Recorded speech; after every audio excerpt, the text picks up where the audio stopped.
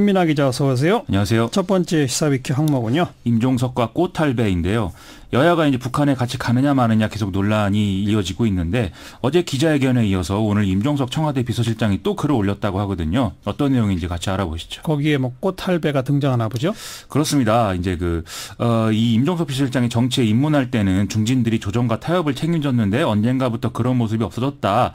새롭게 당대표가 된 사람들이 원로급 중진인데 목표가 권토중래가 아니라 희망의 근거를 보여주는 것이었으면 한다.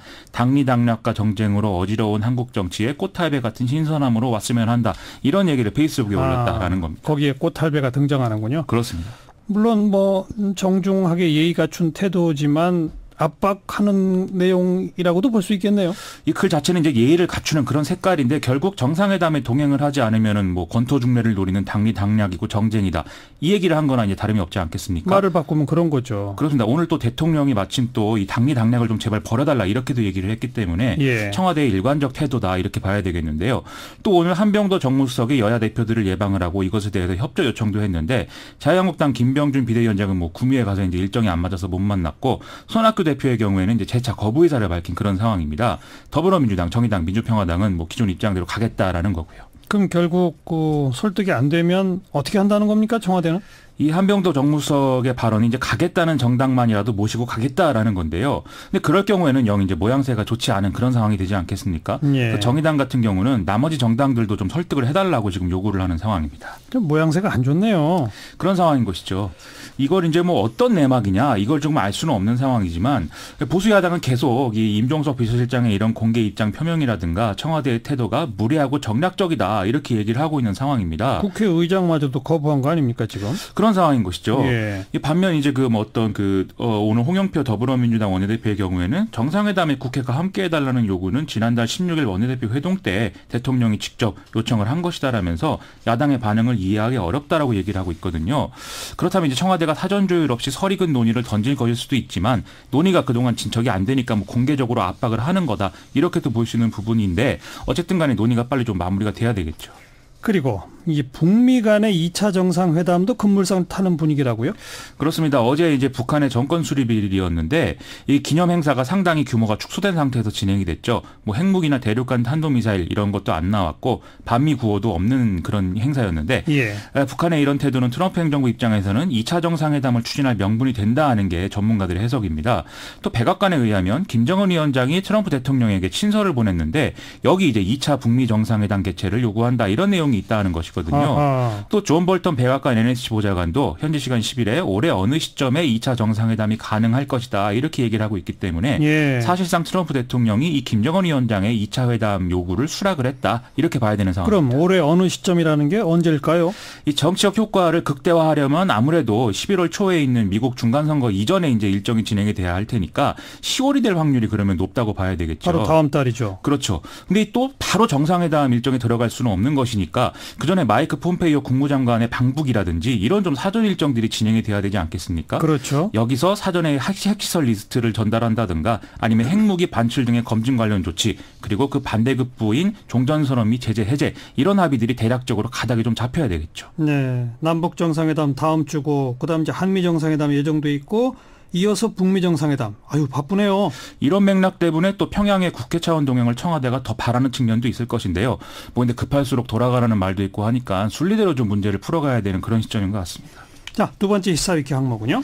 거가대교 위 차량 난동 사건인데 어젯밤에 부산과 경남 거제를 잇는 거가대교에서 트레일러 차량 한 대가 난동을 부리다가 5시간 만에 운전자가 붙잡히는 사건이 일어났는데 어떻게 된 일인지 알아보시죠. 그래, 어떻게 된 일입니까? 어젯밤 11시 반쯤에 운전자 모 씨가 경찰에 전화를 해서 상담을 요청했다가 전화를 일방적으로 끊어서 경찰이 추적에 나섰는데 밤 11시 52분에 25톤 트레일러 차량이 거가대교 시설공단 차량과 가드레일 등을 들이받고 정차한 상태로 이제 발견이 됐다는 겁니다. 경찰이 운전자에게 하차를 지시했는데 거부를 했고 대치 40분이 지나니까 운전자가 차량을 움직여서 순찰차를 들이받는 이런 사태까지 벌어졌다는 거죠. 순찰차를 들이받았다? 그렇습니다. 그래서요. 어떻게 했어요? 이 차량을 멈춰야 되겠다라고 생각을 해서 경찰이 공포탄 1발과 실탄 3발을 화물 차량 앞바퀴에 발사를 하기도 했는데 그럼에도 운전자가 운전을 멈추지 않고 가다서다를 반복해서 새벽 5시경에는 바다로 뛰어내리겠다 이런 주장까지 이제 했다는 것인데요. 그래서 경찰 특공대가 운전자 모 모 씨가 바다에 투신하려고 차량 문을 여는 순간 내부로 진입을 해서 제압을 했다 이런 얘기였습니다. 뭐 운전자 술에 취했었다고요? 체포 당시에 혈중 알코올 농도가 0.06%였는데 난동을 부리기 시작한 시점에는 아마 0.12%이 면허 취소 수준이었을 것으로 추정이 된다 이렇게 얘기가 나오고요. 운전자 모 씨도 소주 2병을 마셨다 이렇게 진술을 했다고 합니다. 이렇게 한 이유가 뭡니까? 조사가 더 진행이 돼봐야겠는데 언론 보도를 보면은 이 사람은 지입차 화물기사로서 이제 생활이 어렵다라는 점을 범행 동기로 언급을 했다고 하고요. 그런데 뭐 생활이 어렵다고 해도 이런 식으로 난동을 부려서는 안 되고 법적 책임을 분명히 좀 져야 되는 것이죠. 그래야죠. 경찰은 특수공무집행방해, 일반교통방해, 음주운전, 사고 미조치 등의 혐의를 적용을 해서 구속영장을 신청하겠다는 입장입니다. 그 지입차 화물기사 문제라는 게 어떤 거죠? 이 구조적 문제가 있다는 건데요. 지입차 제도라는 게 화물기사가 화물 차량을 구입한 후에 운송법인을 통해서 이 차량 등록을 해서 사실상 소유권을 이전을 하고 영업용 번호판을 받는 이런 방식인 것이죠. 이 대가로 이 기사는 매달 2-30만 원의 지입료를 이제 운송법인에 주게 되는데요. 또 일감을 받는 대가로 운송료의 한 7에서 10% 정도를 또 알선료로 따로 낸다고 합니다. 거기에 또 한 3천만 원 선의 권리금을 내는 관행도 있다라고 하는데 대부분 목돈이 없어서 차를 살 때 이제 할부로 끼고 사기 때문에 예. 이 할부금까지 내고 나면 사실상 남는 게 없다. 그래서 생활이 어렵다. 이런 얘기입니다. 아이고 참 여기도 좀 대책이 있어야 될긴 하겠어요. 맞습니다. 시사위키 세 번째 항목은요? 복지국가의 부는 극우 바람인데요. 스웨덴 총선 결과가 나왔는데 극우 정당이 돌풍을 일으켰다라는 평가입니다. 스웨덴은 대표적인 복지국가로 어떤 이상적인 사회처럼 여겨져 왔는데 이렇게 돼서 좀 화제가 되고 있는데요. 이게 어떤 맥락인지 알아보시죠. 지금 뭐 유럽 곳곳에 이런 극우 바람이 부는데 이제 스웨덴까지 갔네요. 그렇습니다. 총선 결과가 어땠습니까? 현 집권 세력인 사회민주당을 중심으로 한 이 좌파 연정하고 제1야당인 보수당을 중심으로 한 우파 성향의 야권 연맹이 각각 이제 40%를 좀 넘는 득표를 얻어서 과반 달성을 못했다는 거거든요. 그런데 이 극우 정당인 스웨덴 민주당이 17.6%를 얻어서 3당이 되면서 이 정부 구성의 캐스팅 보트를 치게 됐다라는 얘기입니다. 예. 만일 이 우파 성향의 야권 연맹이 스웨덴 민주당하고 연정을 하게 되면 공식적으로 극우 세력이 정권 운영에 참여하는 길이 열리게 되는 셈이죠. 이렇게 극우 정당이 득세한 것 역시 난민 문제 때문입니까? 그렇습니다. 스웨덴은 2015년에만 16만 명의 난민을 받을 정도로 전체 인구 대비 난민 수용 비율이 유럽연합 국가 중에 가장 높은 수준인데요.